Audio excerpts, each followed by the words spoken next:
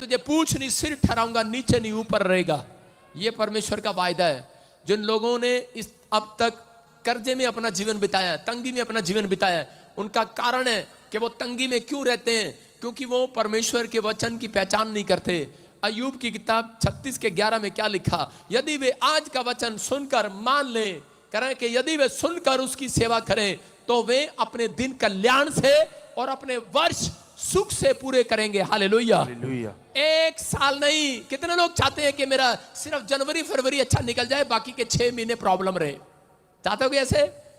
आपने लोगों को कहते सुना होगा कि यार पता नहीं की होया, जनवरी फरवरी दा मार्च भी वधिया सीगा, लेकिन उसके बाद ता माड़ा ही निकलिया 2023। निकलिया कि नहीं? आज आपको यहां इसलिए बुलाया जा रहा है 2024 में, कह रहा अगर आज वचन को सुनकर जाओगे और जो प्रचार मैं कर रहा हूं उसको आप डिसीजन ले लोगे अपनी आत्मा में आज, तो परमेश्वर की आत्मा ने मुझे कहा, कह रहा पूरा साल सुख से रहोगे यीशु मसीह का नाम। पूछो अपने पड़ोसी को, एक महीना चलाना सुख से कि पूरा साल चलाना सुख से? एक महीना रहना सुख से है कि पूरा साल रहना है? 2024 की भविष्यवाणी कर रहा हूं तुम्हारे लिए। हालेलुया। पूरा साल सुख से रहोगे कि नहीं? हाँ या ना? कह रहा ये वचन है, कहता है कि अगर तुम परमेश्वर की आवाज को सुनो, सुनकर उसकी सेवा करो। हालेलुया। कह रहा सुनकर, जब पादरी के मुंह से वचन को सुनकर उसकी सेवा करने के लिए तैयार हो जाओ। सेवा अलग अलग प्रकार की है, कोई टेंट की, कोई वॉलंटियर की, कोई बैंक मैनेजर लग जाएगा, कोई फैक्ट्री लगाएगा, कोई एमएलए बन जाएगा, कोई आईएएस अफसर बनेगा, और कह रहा कि वो सेवा देगा यहां पर। हालेलुया।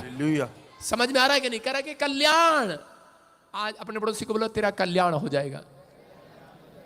विश्वास रखना, शांति के दिन आप देखने वाले हैं। लेकिन वो लोग, अय्यूब अच्छी तरीके से जानता है कि परमेश्वर के पास आने वाले लोग करें अपने दिन सुख से बिताते हैं, शांति से बिताते हैं। लेकिन बहुत सारे मसीह लोगों को नहीं मालूम कि वो लोग प्रभु के पास आते हैं, बाइबल भी पढ़ते हैं, प्रार्थना भी करते हैं, लेकिन उनके दिन आज तक भी तंगी में चल रहे हैं, उधार लेकर चल रहे हैं। शर्म की बात है। मसीह में आने के बाद, सालों साल से क्रिश्चियन होने के बाद, सालों साल से प्रभु को जानने के बाद भी आज एक पास्टर भी तंगी में जीवन बिता रहा है। वो पैसे ले रहा है, उधार ले रहा है। कुर्सी हटाए वहां से, चल पीछे से। वो उधार ले रहा है। मैं कह रहा हूं कि अगर आपके हाथ आज ऐसे हैं, आज के बाद ऐसे नहीं रहेंगे। चर्च ऐसे हो जाएंगे यीशु मसीह। लेकिन बस आपको मानना है आज जो मैं समझा रहा हूं। कितने लोग तैयार हैं आज? क्योंकि हमारा परमेश्वर प्रबंध करने वाला परमेश्वर है। आज आपके ऊपर से हर एक जुआ तोड़ दिया जाएगा यीशु मसीह के नाम में। हम पढ़ते हैं बाइबल में, देखते हैं क्यों, किस कारण से लोगों के हाथ यूं रहते हैं। मलाकी 3:10 को पढ़े। परमेश्वर का आत्मा कह रहा है कि आज मैं ऐसे बनाऊंगा, ऐसे। क्या लिखा? हाँ पढ़ेंगे। सारे 10वां अंश भंडार में ले आओ। देखो, जिसको अपना हाथ ऐसे रखना है, देने वाला रखना है, तो लिखा सारे 10वां अंश भंडार में ले आओ। हाँ, कि मेरे भवन में भोजन वस्तु रहे, मेरे भवन में भोजन वस्तु रहे। और सेनाओं का यहोवा ये कहता है, सेनाओं का यहोवा ये कहता है कि ऐसा करके मुझे परखो, कि मैं आकाश के झरोखे तुम्हारे लिए खोलकर तुम्हारे ऊपर अपरंपार आशीष की वर्षा करता हूं कि नहीं। मलाकी 3:10 में लिखा, कह रहा ऐसा करके मुझे परख कर दे। कह रहा मैं तुम्हारे पर आकाश के झरोखे खोलता हूं कि नहीं। दशवांश देना जरूरी है।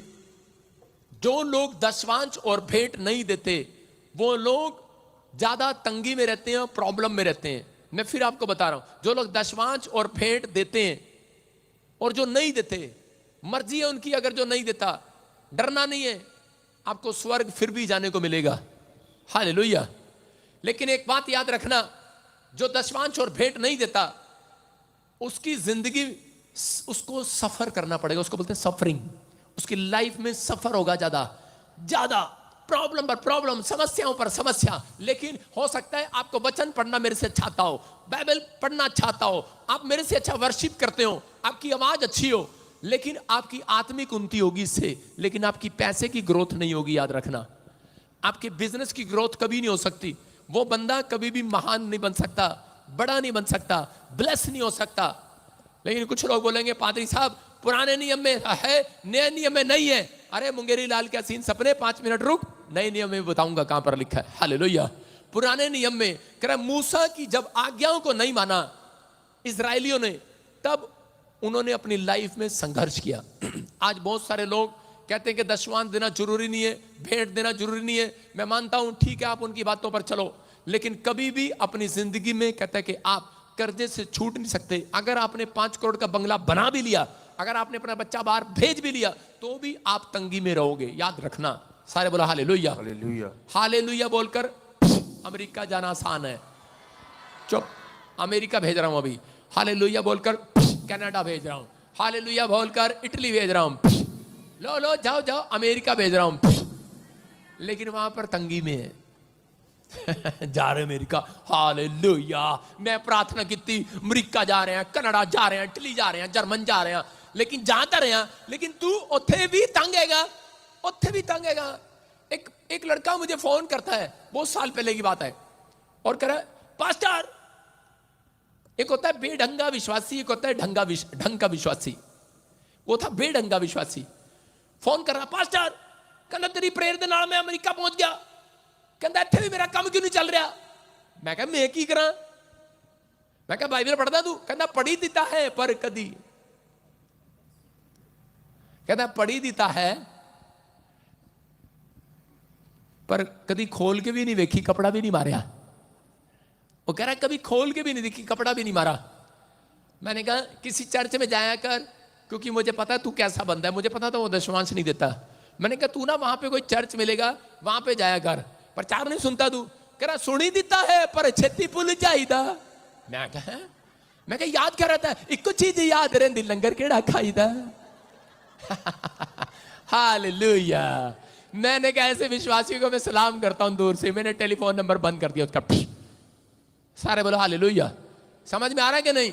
मैं कहा आज पूछो बाइबल कहां है तेरी, घर विच रखी है, की कर रही हो थे, कपड़ा भी नहीं मारे, जिंदा तुसी दित्ती सी इंज ही रखी है पादरी साहब, ऐदा ही रखिए।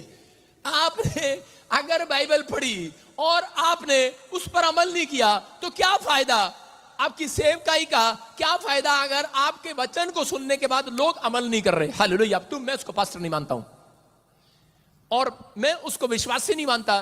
कह रहा जो बाइबल पढ़ने के बाद, प्रचार सुनने के बाद अमल नहीं करता। इसलिए कह रहा जो अयूब कहता है, जो सुनने के बाद सेवा करता है परमेश्वर की, मान लेता है उस बात को, उसका पूरा साल सुख से गुजरेगा यीशु मसीह के नाम में। 1 महीना नहीं सुख से निकलेगा, 2 नहीं 12 के 12। अपने पड़ोसी को बोलो, बोलो कितने महीने सुख से निकालने हैं, पूछो इससे। सब बोलते हैं पादरी साहब मार्च तक तो बड़ा ठीक सी का काम, पता नहीं की हो गया, उसके बाद गड्डी रुक जी गई है, आज गड्डी रुक जी गई है, कह रहे पता नहीं की हो गया, बैंक भी रुक गया है, कह रहा बिजनेस भी रुक गया है। मैं कह रहा हूं आज रात आपकी गाड़ी स्पीड पकड़ेगी, फिर पकड़वानी है कि नहीं, हाँ कि ना। कह रहा विश्वास करना, आज आपकी गाड़ी स्पीड पकड़ेगी यीशु मसीह के नाम में। बिलीव करने वालों के लिए ये देखो, उत्पत्ति की किताब में 14 के 20 में क्या लिखा कि अब्राहम ने मेलिकिसदिक को क्यों दशमांश दिया, और जब उसने दशमांश लिखा, धन्य है परम प्रधान ईश्वर जिसने तेरे द्रोहियों को तेरे वश में कर दिया है, तब अब्राहम ने उसको सब वस्तुओं का दशमांश दिया। कितनी वस्तुओं का? सब वस्तुओं का। जो उसने भेड़ बकरियां डाली उसका दशमांश दिया, जब उन्होंने दूध का बिजनेस किया, जब उसने भैंसों का किया होगा उसका दशमांश दिया होगा, जो वो नए कपड़े लेकर आता था उसका भी दशमांश देता था। याद रखना, कह रहा है ये परमेश्वर है। बहुत सारे लोग दशमांश नहीं देते अपनी लाइफ में। वो क्या करते हैं, वो आग से खेलते हैं, आग से खेलते हैं, आग से। यहां पर अब्राहम को जब पता लगा, अब्राहम ने राजा मेलिकिसदिक को जब दशमांश दिया, और उस दिन के बाद कह रहा वो 1000 कंपनियों का मालिक बन गया, 1000 भेड़ बकरियों का मालिक बन गया। हालेलुया। याद रखना, कह रहा कि दशमांश हमेशा आपको उन्नति करने के लिए, आपकी आत्मा की उन्नति नहीं करेगा। कह रहा कि आपका प्रार्थना करना, बाइबल पढ़ना, चर्च आना, वर्शिप करना आपकी आत्मा की ग्रोथ करेगा, लेकिन आपकी फाइनेंस की ग्रोथ नहीं करेगा। लेकिन जितने लोग कह रहा है कि दशमांश देना शुरू कर रहे हैं परमेश्वर को, पवित्र आत्मा उनके फाइनेंस की ग्रोथ करेगा, उनके बिजनेस चौड़े करेगा यीशु मसीह के नाम में। देखो मैं आपको एक साधारण तरीके से समझा रहा हूं कि बहुत सारे लोग दशमांश नहीं देते। एक दशमांश देना, शराब को हटाना है अपने ऊपर से। हम पढ़े देखो इसी के 3 के 8 में, मलाकी के 3 के 8 में क्या लिखा? क्या मनुष्य परमेश्वर को धोखा दे सकता है? क्या मनुष्य परमेश्वर को धोखा दे सकता है?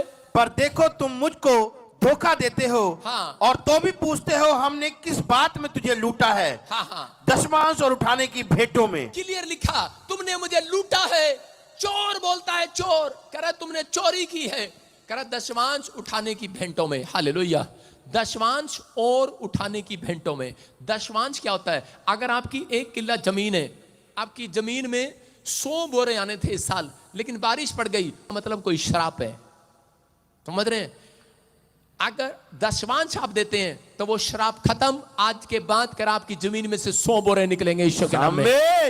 और भेंटे क्या है? लिखा भेंट आपको बढ़ाती है, दशमांश श्राप को खत्म करती है। जो पुरखों से श्राप चला आ रहा, बीमारी का, कर्जे का, गरीबी का, दुष्ट आत्माओं का, कह रहा है जो लीवर दादी का खराब, आगे नानी का भी खराब, फलानी का भी खराब, पोती का भी खराब, धोती का भी खराब।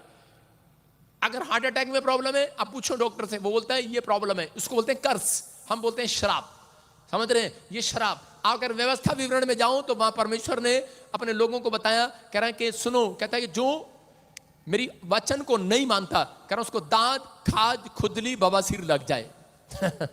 क्लियर कह रहा है व्यवस्था विवरण 28 जब आप पढ़ते हैं अध्याय, उसमें क्लियर लिखा दांत, खाज, खुजली, बवासीर, ये पहले से है।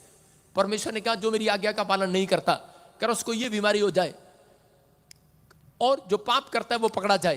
तो परमेश्वर का वचन आपकी जिंदगियों में आज वो शराब तोड़कर जा रहा है। लेकिन लोग बोलते हैं यीशु मसीह आया और उसने सारे शराब खत्म कर दिए, अब हम शराबी थोड़ी हैं। लेकिन यीशु मसीह ने प्रकाशित वाक्य में कहा जो कोई जय पाए वो इन सब वस्तुओं का वारिस होगा। हालेलुया। यहां पर अब्राहम को पता था कि मैं टीचिंग दे रहा हूं आपको, अब्राहम को पता था और उसने सब वस्तुओं का वारिस हो गया, उसने सब वस्तुओं का दशमांश दिया। और उसके बाद यही बात यीशु मसीह प्रकाशित वाक्य 21 के 7 और 8 में बोल रहा है, बोलता है, कह रहा है कि जो कोई जय पाए अपने दिमाग पर, कह रहा मैंने पाप पर जय पाली, संसार पर जय पाली, अब तुम्हारी बारी है, अब तुम्हें जय कर पाक कर दिखाना है, अब तुम्हें जो आज्ञा मानना। कह रहा इसका मतलब कि आपको जय पाना है, अपने दिमाग पर जय पाना है। जो पादरी कह रहा है मैं ठीक कर रहा हूं, मैं ज्यादा प्रचार करूंगा दशमांश का तो अगले संडे आप आएंगे नहीं। बोलो हालेलुया। सुनो, क्योंकि लोगों को गुस्सा आता है दशमांश देने के लिए। शैतान 2 तरीके से हमले करता है, आपको नफरत करता है दशमांश देने के लिए, क्योंकि उसको मालूम है वो पादरी के खिलाफ बुलवाएगा आपकी जुबान से कि ताकि आप नंगे हो जाए, तंगी में रहे, कर्जे में रहे, गरीब हो जाए, शराब पर शराब ले ले अपने ऊपर। आपको ऐसा करने की कोशिश करता है वो, क्योंकि उसको मालूम है कि मुझे ये काम इनसे करवाना ही करवाना है, क्योंकि वो नहीं चाहता, उसको मालूम है दशमांश देने वाले लोगों के ऊपर आशीष है कि उनके ऊपर परमेश्वर आकाश के झरोखान हो जाता है। हालेलुया। करा आशीष देता है, करा अपरंपार